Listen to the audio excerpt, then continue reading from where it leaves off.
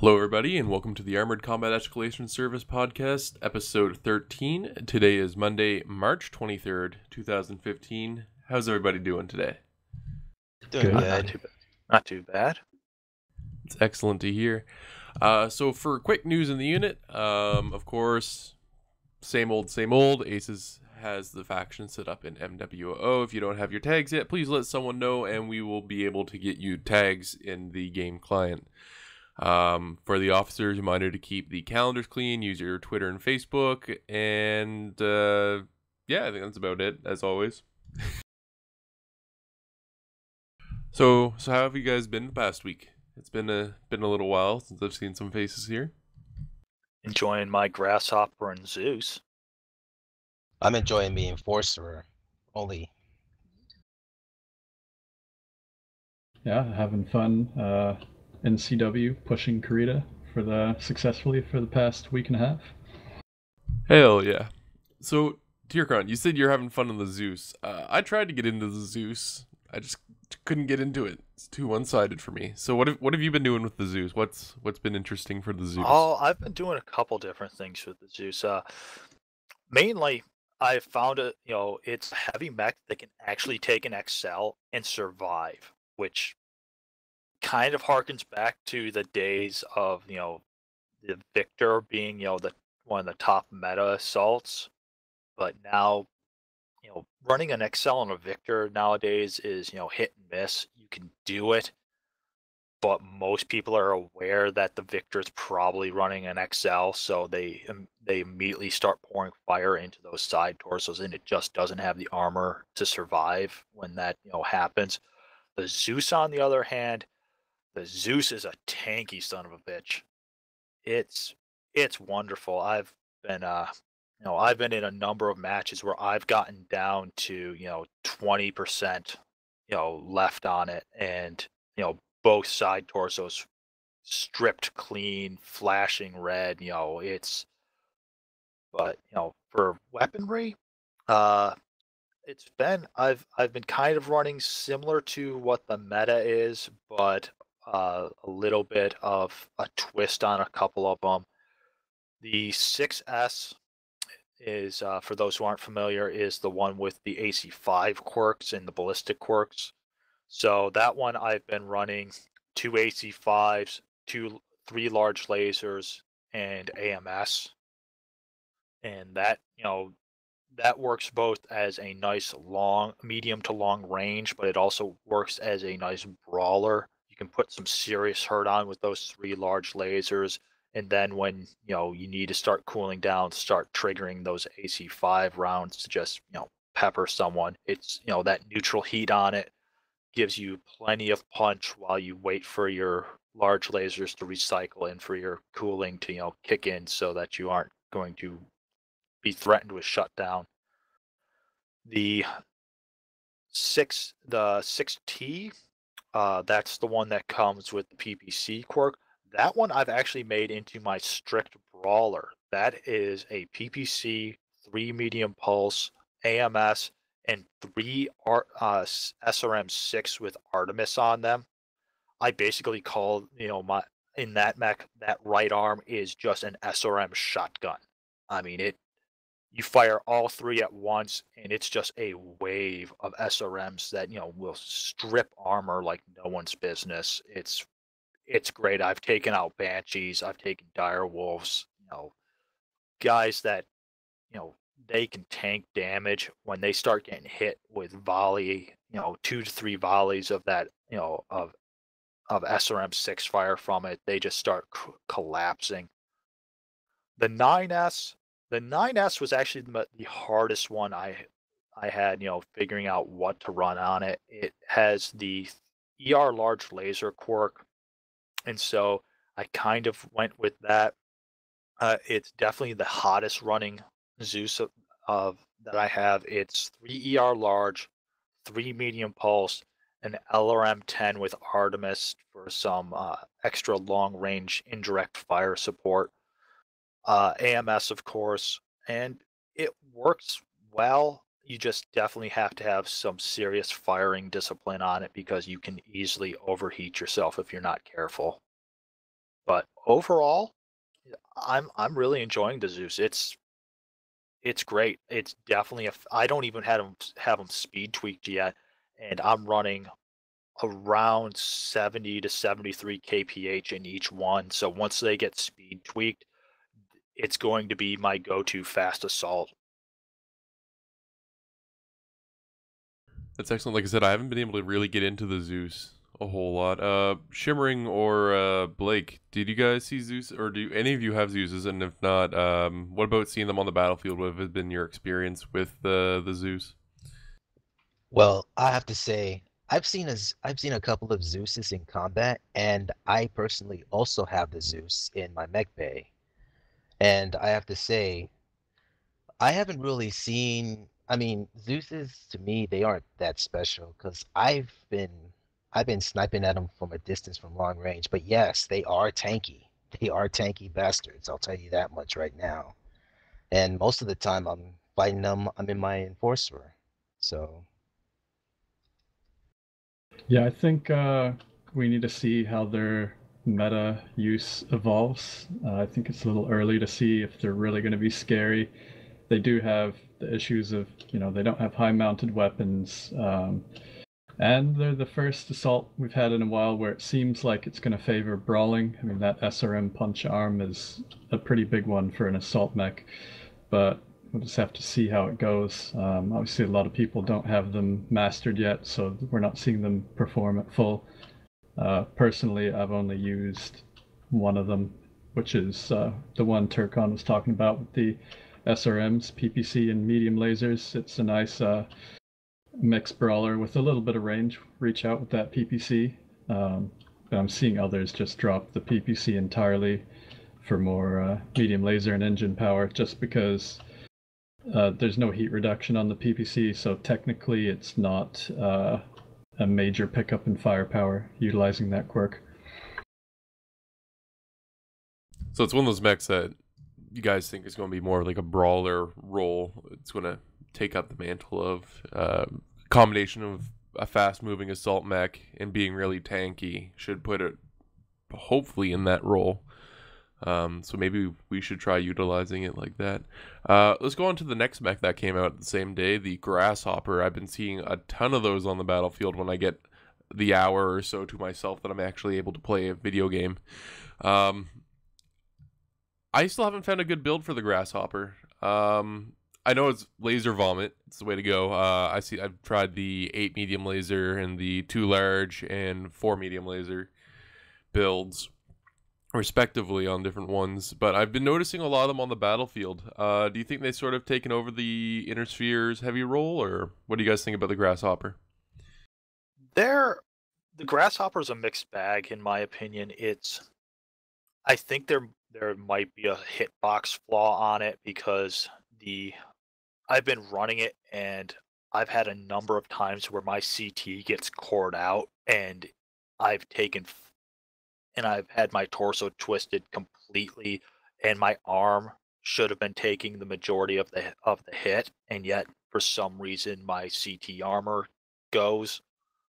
So and I'm not alone on that. I've seen a number of other people also have that issue. I've seen it where I fired onto a grasshopper and I fired into their arm, and suddenly their CT armor, starts to, change. So I think there's a small hit registration and hitbox issue with it. But for the most part, uh, it's good. I don't think it replaces the Thunderbolt 5 SS as the go-to laser vomit brawler of the heavies, but with the jump jets on there, it is definitely more maneuverable. It can get in and out of places a lot better. You can also do a jump sniper kind of with it on the 5N, the one with the PPC quirk. I've got on that 2 PPCs, a medium pulse laser in the head, and 2 medium lasers, one in each arm, and it works fairly well just to do the old pop tart sniper with it. Yes, the PPCs are torso mounted, so they aren't that high, but they do work pretty well once you get your lower torso just above a rise, and just to pop off a quick shot, kind of like how the Dragon Slayer used to work. The 5H, that's the one that a lot I've been running with the 2 large and 4 mediums, which seems to be the go-to for most people.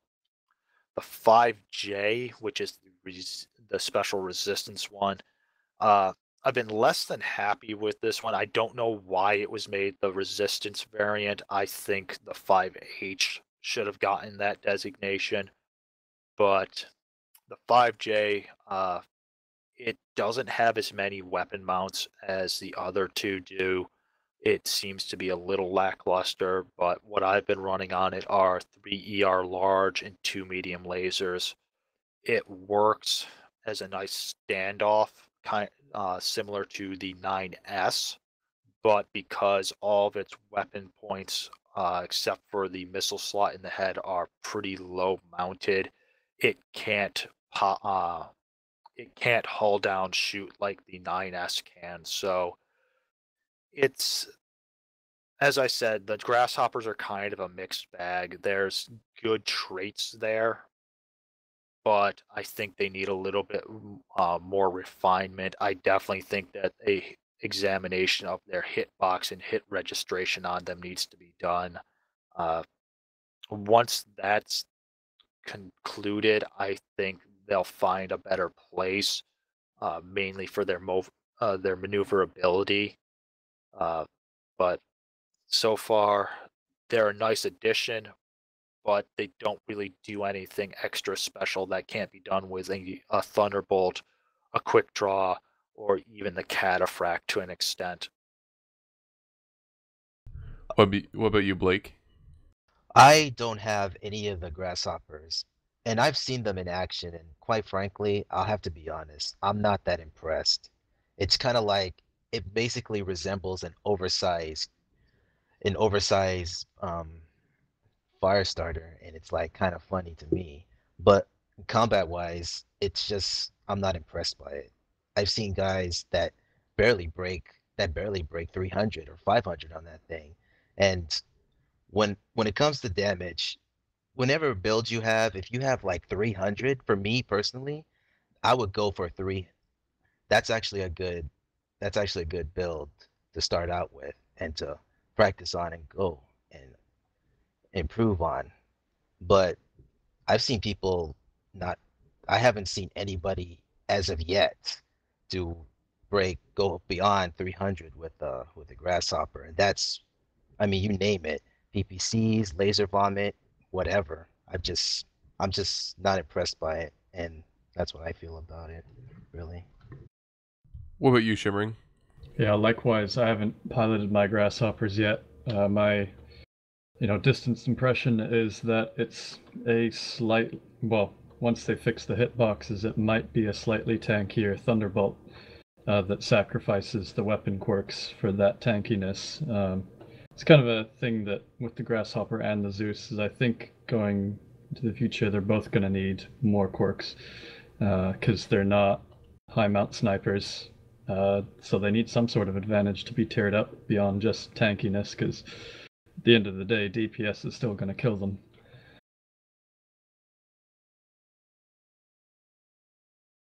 Yeah, definitely one of the biggest gripes I have is that it's way too tall for its own good. That being said, it is a heavy mech, so it is supposed to be somewhat bigger. But I understand that it does have a thin frame, but I think it was just a little bit shorter because right now I think it stands, what, at the same height as an Atlas, maybe a little bit taller. It's close. It's just a little bit taller than the Highlander. I would say it's about the same height as the Banshee, which Yeah, the that's Banshee and Atlas are close to the same height. So yeah, yeah, it's it's pretty too darn tall. tall. That's my complaint. It's too tall. It needs to be shrunk down just a little bit. But that being said, the it does make the Shadowhawk look shorter, and because the Shadowhawk is like almost half a head shorter than the Grasshopper, so That's interesting. I don't know. I haven't compared the size of the. Oh, it is taller than the quick draw by a little bit. So yeah, it might be a little bit too tall for what it should be, but I don't know. I mean, it is a lot thinner than most of the other uh, heavies, so that space needs, that weight needs to go somewhere. So instead of going horizontal, it looks like the designers went vertical. So, but that being said, a lot of its height comes from its legs. Its legs are huge in comparison to a lot not even just the other heavies, but a lot of the other mechs. Which, for a mech named Grasshopper, makes sense that it has large legs.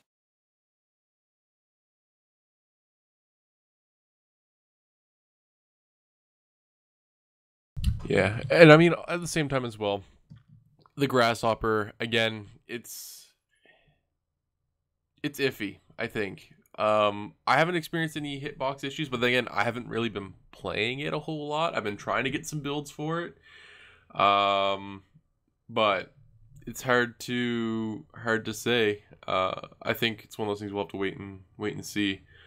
But let's move on to clan quirks. What are you guys' thoughts on the quirk system that came to the clans?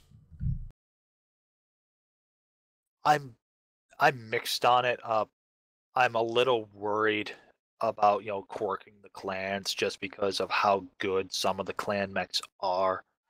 That said, I do understand why it's been done and why certain clan mechs have gotten quirks, because mechs like the Gargoyle, the Summoner, the Nova, the Kit Fox, the Adder, the Ice Ferret, they kind of need a few quirks here and there to make people want to take them. They're in comparison to inner sphere mechs that are of the same tonnage or similar, or similar tonnage. By similar tonnage I mean plus or minus 5 tons. Some of these clan mechs are a little lackluster, but with a quirk here and there on them, yeah, it kind of evens it out a little bit for them, makes them definitely a bit more dangerous, which you expect from all the clan mechs, at least if you're a lore junkie like I am, that each clan mech should be incredibly dangerous. That if an inner sphere mech runs into one solo, it should be at a slight disadvantage, and it should be up to not the mech itself, but the pilot of the inner sphere mech to come out, to be able to come out on top. Yeah, I think definitely the lesser clan mechs deserving of some quirks to bring them closer to the mid tier, I'd say. Clearly don't want every clan mech performing like a mad cat. But at the same time, I'm very wary because, I mean, with the clan's limited selection of very good mechs, well, that limited selection is becoming not so limited now. Every package that PGI releases adds another set of top tier clan mechs. And if they quirk up all the mediocre ones as well, suddenly that slightly OP edge that clans have is going to turn into outright overpowered, especially with the Arctic Cheetah coming soon. Inner Sphere is likely going to lose that fast light mech edge as well, giving clans the top tier in every single weight class. That's what I'm afraid of. I'd be absolutely fine with clans getting all the variety and quirks and even the potency of the quirks that Inner Sphere mechs are getting that make them unique if either I.S. was buffed up or clans on a whole were nerfed down. Just seeing clans get more and more powerful while I.S. doesn't go anywhere is kind of disappointing. And it's going to really blow out community warfare once that happens as well. I do have to say this also about the quirks, that PGI is kind of doing this, and I approve of it, is when applying the quirks to the clans, it's done through the Omnipod system. That in order to get the majority out of those quirks, you have to be running almost all of the same Omnipod for that variant. So you can't get the same benefit by mixing and matching your Omnipods. So I think that's a good way to do quirks if you're going to do them on the clans.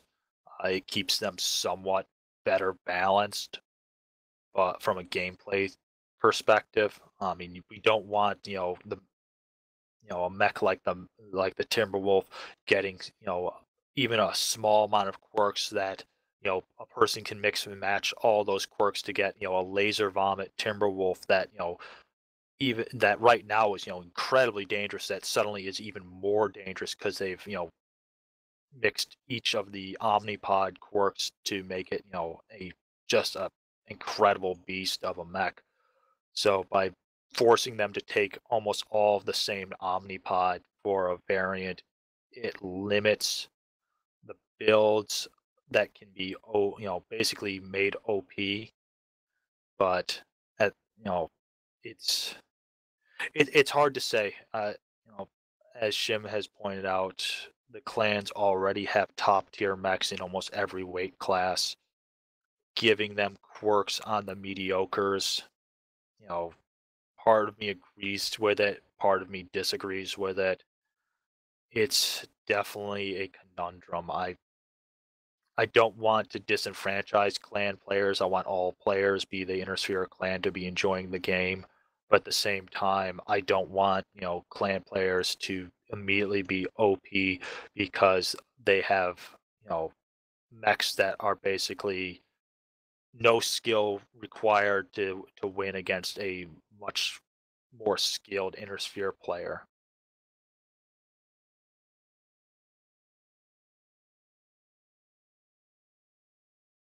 Yeah, it's one of those things. Some of the mechs that got quirks there definitely need it. Like the Mistlinks, I won't pretend to say that it didn't need some sort of quirk.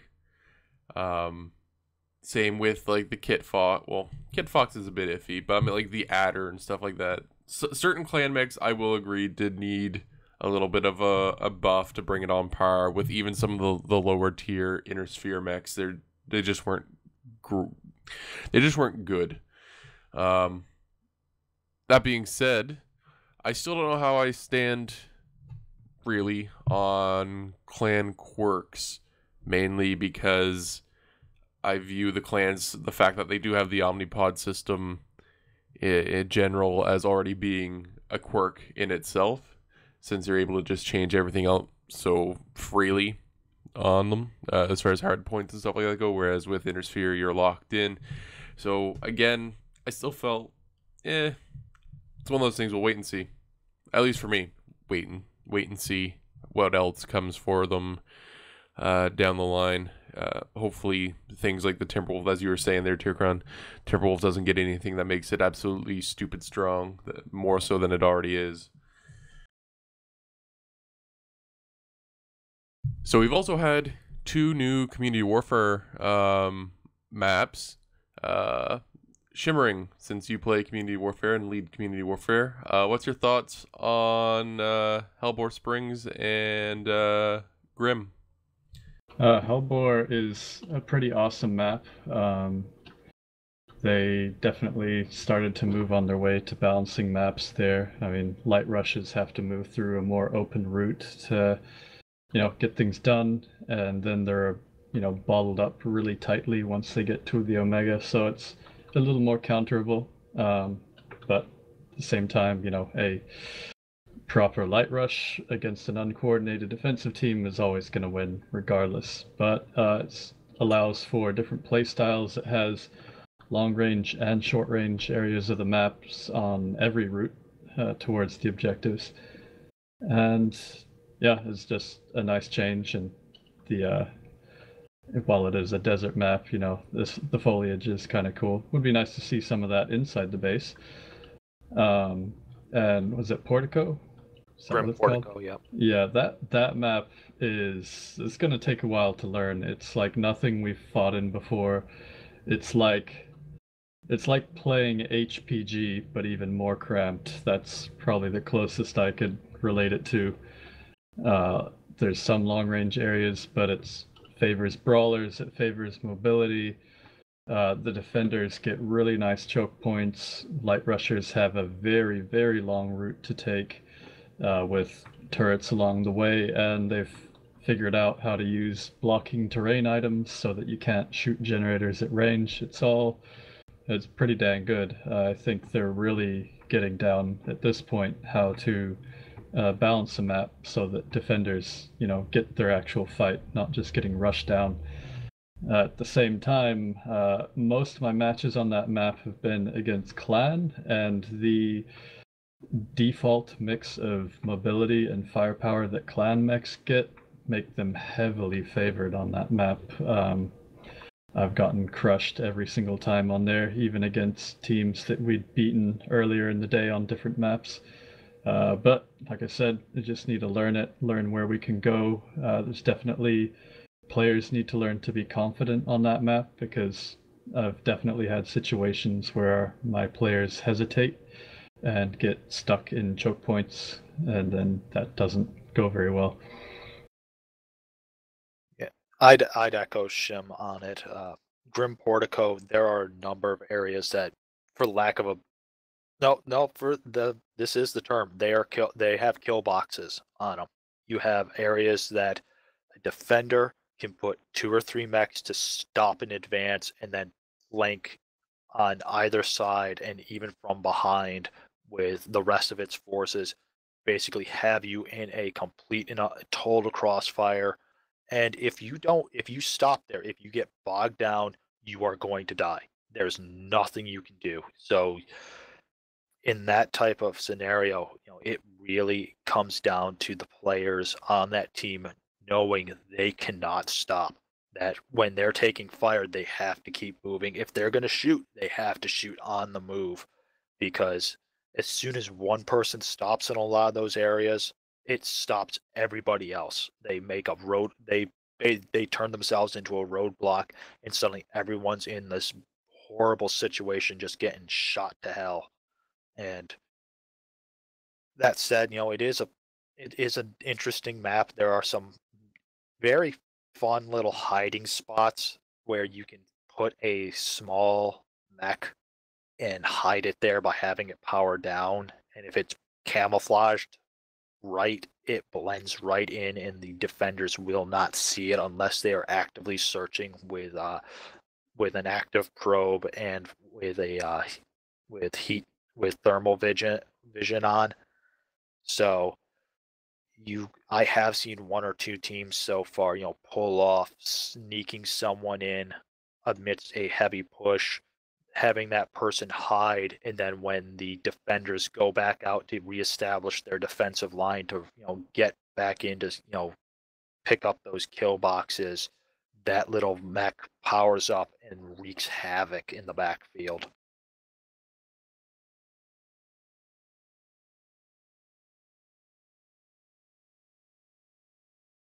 So it sounds like the new maps are, well, it sounds like Hellborn overall is really good, but Grim might still need some work.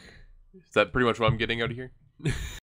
Yeah, one of the big things I think that needs to be done, a little fix on Grim Portico, is there are a number of spots where mechs can get stuck on pieces of the terrain. Those little crystalline boxes that are everywhere. I've seen a couple heavy and assault mechs get stuck on ones that they should be able to step right over, and I've seen a couple on some of the cliff faces that a light mech should be able to jump them and get up that cliff face. They get stuck halfway up, even though there isn't really anything protruding out to stop them from to prevent the climb from continuing. So some of it I throw to player behavior. People need to know when to start firing their jump jets and not be hugging a cliff face when they climb it. At the same time, it also falls to a design perspective that some of these pieces of terrain have boxes on them, invisible walls, things that are tripping players up when they shouldn't be. So it's a good map. I like the design of it. I like that it's not basically a box or arena style map, that it's, open on either side. You can see the horizons, stretching out on the landscape, that the out of bounds are basically done by just these small little markers that, unless you're keeping keenly aware of them, you can accidentally step out of bounds in the midst of combat. And you best, get back in before you explode. So it's a good map. It needs a little bit more refinement, but overall, I'm glad to see PGI with with both Grim Portico and Hellbore Springs. They've definitely, you know they're learning how to make maps that are very, very good. And yes, as Blake has pointed out, there is, as you come up the ramp to by the beta gate on Grim Portico, there is an area there where you can step out of bounds just going up the ramp, and so that is one of those things that needs to be tweaked. That out Just of needs kind of like a bounds, pass done on it to make sure yeah, everything's actually yeah, how the it out of should be. bounds marker on that probably just needs to be moved like another 10-20 meters out, past the actual cliff face wall that's next to that ramp, instead of having the out of bounds marker be 2-3 feet off of the cliff face and actually on the ramp itself.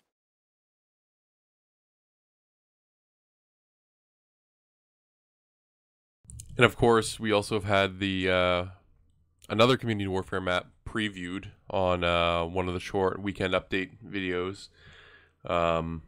Looks like a lot of color is in it. I haven't seen it in action or anything like that personally. I'm not allowed to see that sort of fun, interesting stuff.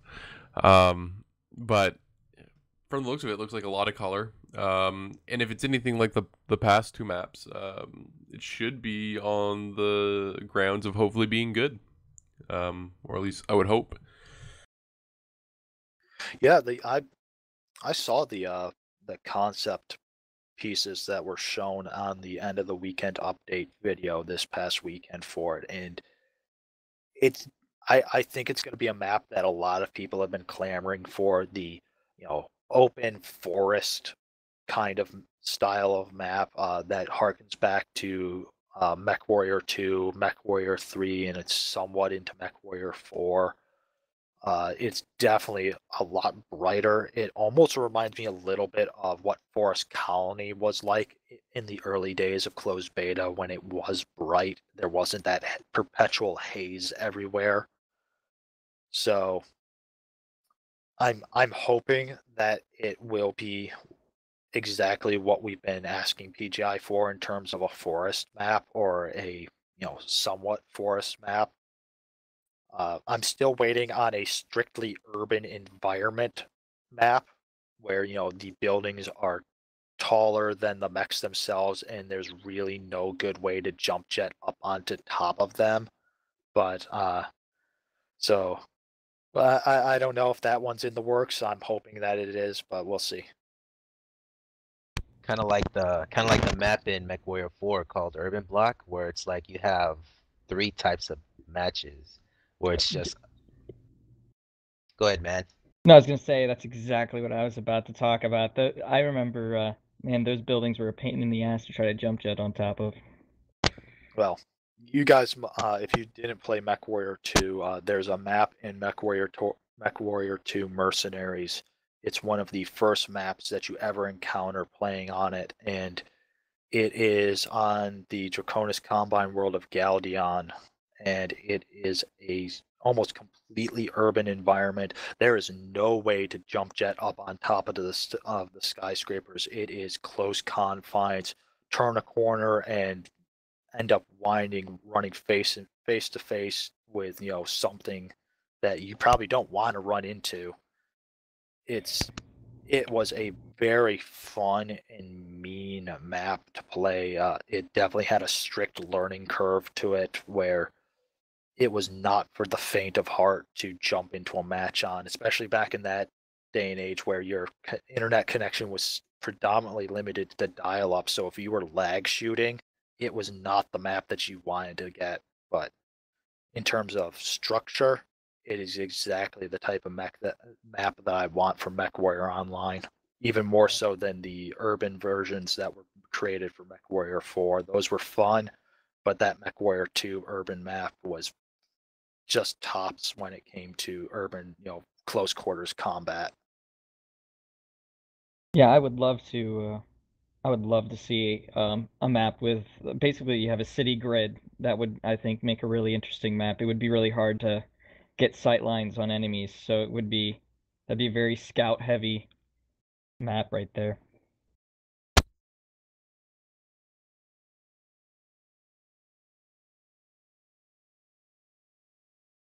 All right, I think I only got about one more topic to kind of wrap this up with, and that is the greatest mech ever known in the Inner Sphere, the urban mech. You guys might have heard of it. It's a little bit of an underground mech. I don't know if you guys would be well known, well versed. The only mech that could actually be used as ammunition for some of the larger weapon systems that are found on capital warships in the game. I am not kidding. If you've played tabletop and have read any of the tabletop combat rules for the Jihad period, there is a weapon called the Mass Driver System, and depending on the size of it, it can shoot a round of 15 tons or a round of 30 tons. So a lot of people would always joke, well, that's where they're putting all those unused urban mechs. Those are the rounds that are in the heavy mass driver.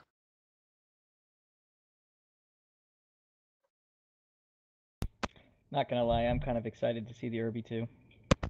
Yeah, it's just seeing the screenshots of it. It looks phenomenal. I was about to say we had screenshots pop up here just a little bit ago. I mean, I think it'll be great. Go ahead there, Blake.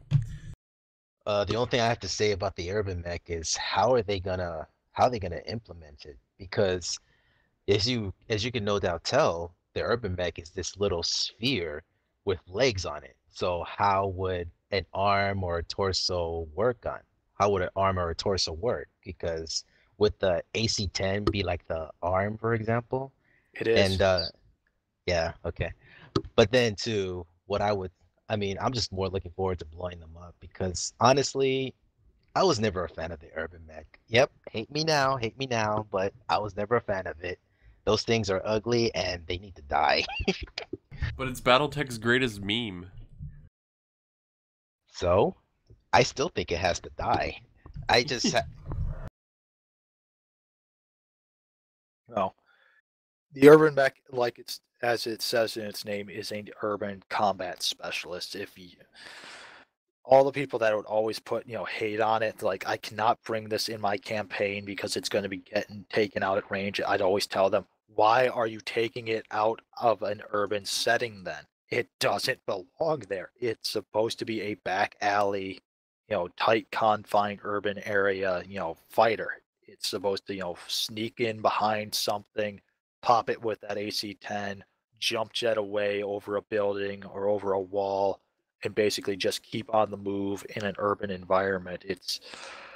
And that's where you're probably going to see the most success of it on maps like River City, Crimson Straits to an extent, Mining Collective, areas where it can use the terrain to its advantage, so that it can hide behind cover, it can pop out unexpectedly.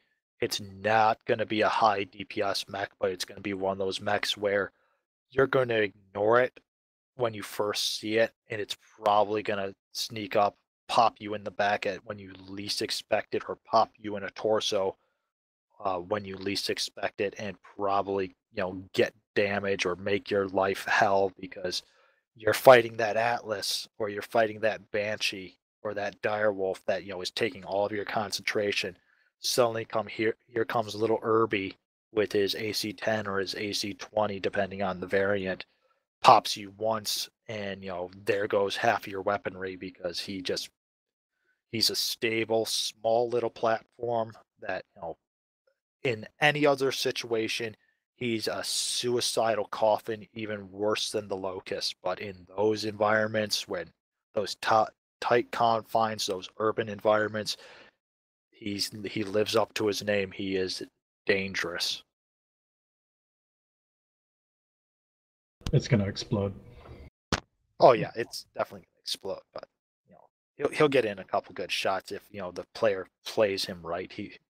If you see someone bringing it on a Tourmaline map, oh yeah, the urban mechs, Ghost sniper, jump jet, ghost snipe. with the speed that thing runs at, yeah, on a map like Alpine or on Tourmaline, that thing's not gonna survive. Someone, it's by the time it gets into the fight's probably gonna be over. But on the tighter confine maps, that's where it's gonna shine. Have they previewed the quirks on that yet? I don't think so. No, I Because don't believe the quirks have been previewed. Just the screenshots. Well, actually, But I can imagine Cattra doing the jump snipe thing with the urban mech. It's just hilarious. Gotcha, A.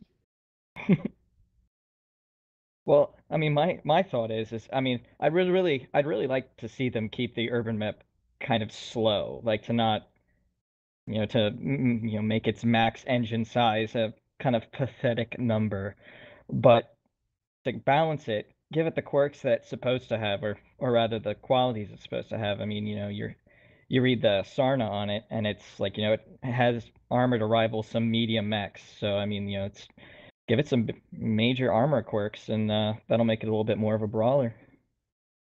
I was about to say, since we don't know the quirks, it could be very much that.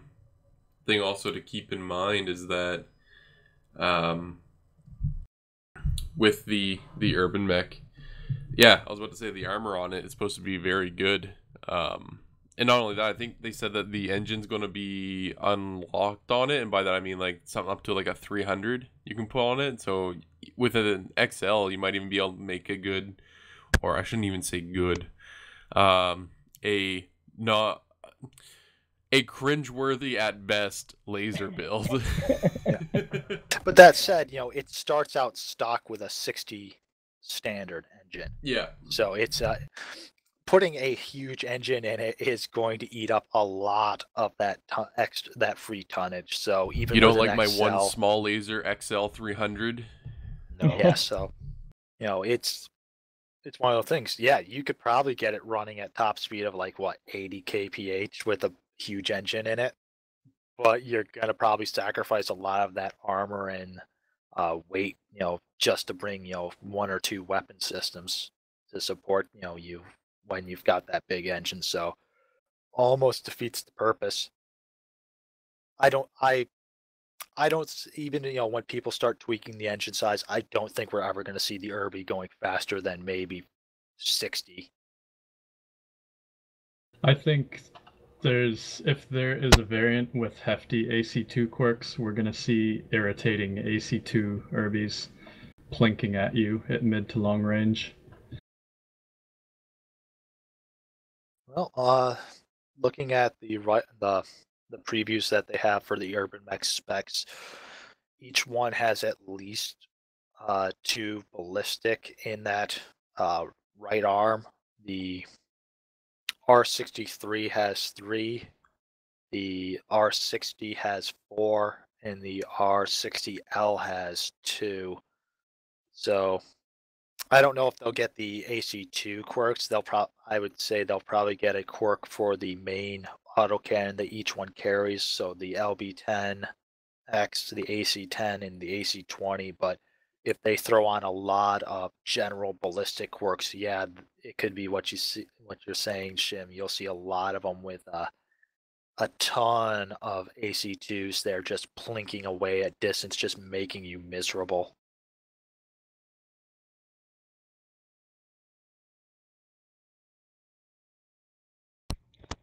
And perhaps the one thing that'll make it bearable is looking at the screenshots, it doesn't seem as though the arm is particularly high mounted on the torso. So, yeah, you can go hull down a little bit, but they'll be able to cap you. Just remember, it is a tiny, tiny mech, so proportional to mechs that aren't, say, as high mounted as the Thunderbolt or the Jaeger. I mean, even the Jaeger is not insanely high mounted. You're only going to be seeing a few pixels of a tiny light mech when it's bringing its autocannon out. Yeah, just looking at the screenshot with it standing, about 20, 30 meters off from the Centurion, it it looks like it barely comes up to the top of the Centurion's waist. So that's that's a pretty tiny mech when you really think about it. The Centurion, isn't that tall. It's about a head shorter than the Shadowhawk is. So light mechs in general, the Spider comes up to about almost center torso of it. The Firestarter definitely comes up to almost the lower its center torso. Really, the shortest mech we have in game right now is the Jenner. I'm sorry, the Locust is actually just a tad shorter. So it is the Urban mech, from looking at the screenshots, is looking like it's maybe the same size as the Locust is. Yeah, I wish they just compare the height differences between that and the Locust. And I Oh, could see a lot of people just doing the urban submarine on River City or Crimson Strait.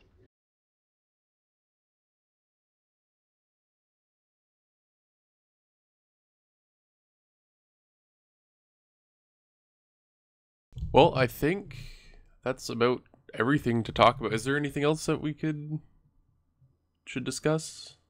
Or I think that's pretty much all the new stuff for the week. Any promotions or anything like that? nope. No. I think that's pretty much it. We've been pretty good. Alrighty. So thank you everyone for coming out and being here. Thank you Shimmering, Tierkron, Blake, Dead Metal, and Man of Athens. Thank you guys for showing up. For everyone who's going to be listening to this on YouTube / anywhere else I upload it, thank you for listening. This has been the Armored Combat Escalation Service podcast. This is Brandon, also known as Cattra, Kell, signing off.